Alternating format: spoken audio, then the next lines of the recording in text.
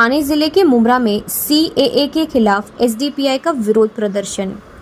नागरिकता संशोधन कानून को देश भर में लागू किए जाने से केंद्र सरकार के इस फैसले का अलग अलग जगह विरोध देखने को मिल रहा है।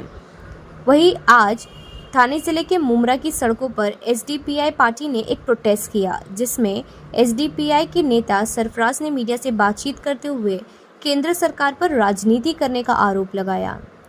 इस प्रोटेस्ट के बाद मुमरा पुलिस ने एसडीपीआई कार्यकर्ता को हिरासत में लेते हुए बिना परमिशन के प्रोटेस्ट करने पर धारा 149 के तहत कार्रवाई की है। नाम से शुरू करो और क्या सबसे पहले अपना नाम बता दीजिए। जी, मैं सरफराज शेख, जनरल सेक्रेटरी एसडीपीआई कलवा मुमरा। आप लोग जो है यहाँ पे प्रोटेस्ट करने के लिए इकट्ठा हुए हैं, वजह क्या है? वजह है जो देश में काला कानून वापस लाया जा रहा है, जो सीएए एक्ट जो 2019 में लाया गया था, लेकिन कुछ वजह से वो नहीं पूरा फ्रेम किया गया, लेकिन ये वापस से थोड़े दिन पहले रेजोल्यूशन पास किया गया और ये काला कानून के तहत जो बाहर से बांग्लादेश और अफगानिस्तान पाकिस्तान से जो आएगा, जिनके पास नागरिकता नहीं है, हम उनको नागरिकता देंगे, सिर्फ मुसलमान को छोड़ के। तो ये काला कानून के साथ एनसीआर भी लाया जाएगा। जो एनसीआर जो आने वाले सेंसस में एनपीआर होगा, जो एनसीआर में नहीं आया तो उनको सीधा वो सिटीजनशिप से घोषित मतलब बॉयकॉट कर देंगे, उनको डिटेक्शन कैंप भेज देंगे और उनकी प्रॉपर्टी सीज किया जाएगा। तो ये काला कानून बहुत गंदा कानून है, इसको हम इसलिए वापस करना चाहिए, इसको बॉयकॉट करना चाहिए। उसके लिए हमने आज एसडीपीआई वालों ने प्रोटेस्ट रखा था। केंद्रीय गृह मंत्री का कहना है, अमित शाह का, कि एनसीआर से और सीएए का कोई लेना देना नहीं है, कोई संबंध नहीं है।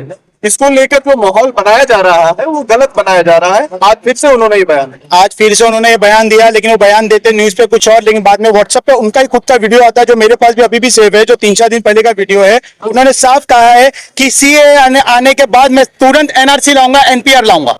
तो मतलब क्या हो गया, जो नागरिकता में साबित नहीं हुआ, जो बाहर से आए हैं, जो नागरिकता में साबित नहीं हुआ, वो ये तहत के एक्ट से उनको नागरिकता मिल जाएगी, लेकिन जो मुसलमान है वो बाहर हो जाएंगे। तो मुसलमान और जो दूसरी बैकवर्ड कम्युनिटीज है वो कहाँ जाएंगे? वो ये एनआरसी के कानून के तहत तो अगर वो नागरिकता में नहीं है तो उनको सीधा डिटेंशन कैंप भेजा जाएगा और उनकी प्रॉपर्टी सीज किया जाएगा। आप अमित शाह के जो स्टेटमेंट में आप जो बोल रहे हैं वो तो मेरे को नहीं मालूम, लेकिन मैंने जो वीडियो देखा 2-3 दिन पहले का, उसमें उन्होंने साफ बोला कि सीएए के बाद में एनआरसी एनपीआर सब लेके आऊंगा। अभी अगर आप ये देखेंगे तो सीएए जो है वो एनपीआर और एनआरसी का जो है वो फर्स्ट स्टेप है। ठीक है, तो पहले सीएए होगा। सीएए क्या है? सिटीजनशिप अमेंडमेंट एक्ट है। इसके अंदर क्या होगा? डॉक्यूमेंटेशन वगैरह चेक होंगे। डॉक्यूमेंटेशन जिन लोगों के करेक्ट नहीं है और जिन लोगों के करेक्ट है वो क्वालिफाई होंगे एनपीआर के लिए, नेशनल पॉपुलेशन रजिस्टर के लिए। वहां पर जब वो लोग क्वालिफाई होंगे, उसके बाद जो लोग नहीं वहां पर क्वालिफाई होंगे वो डी वोटर्स कैटेगरी में आ जाएंगे, मतलब उनका जो है इस देश के अंदर कोई हक और कोई चीजें नहीं रहेगी। उसके बाद जो होगा नेशनल रजिस्ट्री ऑफ सिटीजनशिप होगा। उसके बाद हमारे देश का जो है वो पॉपुलेशन सेंसस होगा। अब जो लोग इसके अंदर क्वालिफाई नहीं होंगे, अभी आसाम की एक रिपोर्ट है, उसके अंदर 3 करोड़ से ज्यादा की आबादी है, उसके अंदर 19 लाख लोगों ने अपनी नागरिकता गंवाई। हम ये लोगों को देश के अंदर जेलों में भी नहीं रख सकते, क्योंकि अगर आप हमारे जेल में रखने की कैपेसिटी अगर आप देखेंगे तो 4.5 लाख की है, वो भी इंटू 4 टाइम से ज्यादा भरी हुई है। इतने सारे लोग हैं, तो इन लोगों को रखने के लिए एक डिटेंशन कैंप बनाया गया है। उस डिटेंशन कैंप के अंदर ये लोग रखेंगे और इसी के साथ साथ सिर्फ खतरे में जो नागरिकता है वो मुसलमानों की ही नहीं है। जो भी लोग इसके अंदर अपने सिटीजनशिप नहीं प्रूफ कर पाएंगे, वो दलित है, एससी एसटी है, ओबीसी है, बैकवर्ड क्लास है, माइनॉरिटीज है, ये सारे लोग ये प्रॉब्लम को जो है आने वाले टाइम में फेस करेंगे। और 2019 के अंदर बीजेपी गवर्नमेंट ने सुप्रीम कोर्ट के अंदर एक एफिडेविट फाइल किया था, जिसके अंदर उन्होंने सुप्रीम कोर्ट को यह बताया था कि वोटर आईडी, आधार कार्ड, पैन कार्ड और भी जितने डॉक्यूमेंट्स है, ये सिटीजनशिप प्रूफ करने के लिए हम इसको काउंट नहीं करेंगे आगे चल के। उसके बाद ये होता है कि हमको इससे ये कानून के जरिए से जितने लोग इसमें बच जाते हैं उनको सेकंड लेवल का सिटीजनशिप बनाने की कोशिश की जा रही है। और जो बीजेपी के जरिए से पोलराइजेशन हमारे देश के अंदर चल रहा है वो चल ही रहा है, डिवाइड एंड रूल की पॉलिटिक्स जो चल रही है वो चल ही रही है। और ये चीजों को देखते हुए हमारी पार्टी ने कल सुप्रीम कोर्ट के अंदर पिटीशन फाइल किया है और हम लोग इसके लिए जो है तो लीगल फाइट लड़ेंगे सुप्रीम कोर्ट के अंदर। अमित शाह का कहना है कि सीएए कानून जो बना है वो सिटीजनशिप देने का कानून है, सिटीजनशिप लेने का कानून नहीं है। पहली बात। दूसरी बात यह है कि इसमें किसी को अपनी नागरिकता प्रूफ करनी नहीं है। जो ऑलरेडी इंडिया के रेजिडेंट है, ये उनके लिए है जो शरणार्थी बनकर आपके देश में आए हुए हैं, आपसे शरण मांग रहे हैं।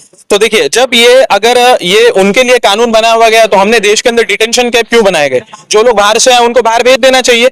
दूसरी चीज ये है, जब ये कानून बाहर वालों के लिए बनाया गया है तो क्या हमारे देश का जो सिस्टम है वो इतना कमजोर है कि बाहर के देश के लोग आकर हमारे देश के अंदर Aadhaar card, PAN card, ration card जैसी सुविधाओं का जो है आनंद ले रहे हैं और हमारे देश देश के अंदर रह रहे हैं, तो ये गवर्नमेंट का कंप्लीटली फेलियर है इसके अंदर। और अगर ये उन्होंने ये बताया कि ये नागरिकता देने का कानून है, तो जब प्रधानमंत्री नरेंद्र मोदी जी ने 12 तारीख को जब ये नोटिफिकेशन जाहिर किया, तो उसके अंदर मुसलमानों का नाम क्यों नहीं लिखा? उन्होंने ये बात क्यों उसके अंदर लिखी कि हमारे देश के अंदर जो नागरिकता मिलेगी वो XYZ कम्युनिटीज को और कास्ट को मिलेगी, तो मुसलमानों का नाम क्यों नहीं उसके अंदर मेंशन किया गया? हमारा सवाल ये है उनसे। है वो 3 देशों के ऊपर आधारित है, बांग्लादेश, पाकिस्तान और अफगानिस्तान। उनमें से जो माइनॉरिटीज हैं, क्योंकि वो तीनों इस्लामिक स्टेट है, तो वहां पे माइनॉरिटीज कौन होंगे ये आपको पता है। उनको सिटीजनशिप देने की बात कही गई है, जो आपके ऑलरेडी देश में आ चुके हैं। ये आज नहीं आए हुए हैं, लगभग 6 साल पहले आके आपके यहाँ बसे हुए हैं। इसीलिए 2014 की मियाद बताई जा रही है। 31 दिसंबर 2014 से पहले जो आके बसे हुए हैं यहाँ पर, जो देश में आके रह रहे हैं, उनको सिटीजनशिप दिया जाएगा। सिटीजनशिप क्यों दिया जाएगा जब वो लोग आ चुके हैं, उन लोग यहाँ पे वोट्स भी कर रहे हैं, उनके आधार कार्ड भी है, उनके राशन कार्ड भी है, उनके नहीं उनका अधिकार की तो वोट्स वोटिंग आईडी सब वगैरह तो बना है ना सर। लेकिन आप जो बोल रहे हैं हम सिटीजनशिप देंगे, जैसे यहाँ से हिंदुस्तान से लोग जाते हैं माइग्रेट होकर दूसरी कंट्री में, तो यहाँ पे भी वो कानून है, वहां से माइग्रेट होकर लोग यहाँ पे आ जाए। और यहाँ पे अगर आ गए तो उनका आधार कार्ड भी बन चुका है, उनका पैन कार्ड भी बन चुका है, उनका सब कुछ बन चुका है, भारत सरकार का नाम है उसमें, तो आप क्या नागरिकता आप साबित करना चाहते हैं? ये खाली बस पॉलिटिक्स को खींचने के लिए, पॉलिटिक्स चलाने के लिए उनको ये एक मुद्दा बचा हुआ है। बाकी ये सब चीज से फेल हो चुके हैं, पुलवामा से लेके राफेल से लेके सब चीज में फेल हो चुके हैं। इनके पास अब कुछ मुद्दा नहीं है, इनके पास सिर्फ हिंदू मुस्लिम के अलावा और कुछ मुद्दा नहीं है। लेकिन हमारी पब्लिक को, हमारी भोली भाला जनता को ये समझना चाहिए कि ये क्या चाल चल रहे। आज पब्लिक अगर इसके बहकावे में नहीं आएगी तो ये देश बहकेगा नहीं, एकदम सौ की सीधी बात। कुछ लोग गद्दी पर पकड़ लिए हैं, वो गद्दी पे बैठने के वजह से हिंदू मुस्लिम और आम जनता भी बकलाई गई हुई है, पागल हो चुकी है, जो उनके बहकावे में आके कदम उठा रही है। तो हमको सोचना चाहिए, हमको रोजगार की जरूरत है, हमको महंगाई से लड़ने की जरूरत है। हमारे पास अनाज नहीं है, हमारे पास खाने पीने को नहीं है, हमारे पास अच्छी एजुकेशन नहीं है, हमारे पास अच्छी यूनिवर्सिटी नहीं है, हमारे पास ये सब मुद्दा नहीं है। ये सब पे हम काम करेंगे तो ज्यादा अच्छा है।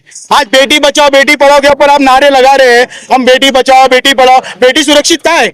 आप घुसपैठियों की बात कर रहे हैं। आपके हिंदुस्तान में, अरुणाचल प्रदेश में चाइना इतना घुस चुका है, उसके बारे में तो पहले सोचो, फिर बाद में दूसरों को नागरिकता देने के बारे में सोचना। पहले वो तो पूरा हमारा कंट्री को कब्जा, आधा हिस्सा कब्जा कर लिया, अरे पहले उनको तो बाहर निकालो। कहाँ है वो 56 इंच वाले हमारे प्राइम मिनिस्टर जी? वो तो जाके वहां खड़े होंगे, 56 इंच देख के भी चाइना वाले डर के भाग जाएंगे। तो उनको ये सब काम करना चाहिए। ये सब भोली जनता को ये सब बहकावे में नहीं रहे, और ये सब जो क्या बोलते हैं, गंगा जमुना की तहजीब जो बनी हुई है यहाँ पे, उसको बनाए रखे, इनको तोड़ने की कोशिश ना करे। और हिंदू मुस्लिम में जो भाईचारा पहले से चलते हुए आ रहा है, वो भाईचारा मैं पब्लिक से अपील करूंगा, आवाम से अपील करूंगा कि इनकी पॉलिटिक्स में नहीं आए। हम जो भाईचारा बना के रखे थे, गंगा जमुना की जो हमारी तहजीब थी, उसको बना के रखे और उस पर हम अमल करें, उस पर हम कायम रहे। हम किसी के बहकावा में आके कुछ गलत कदम या कुछ गलत फैसला ना करें। Thank you.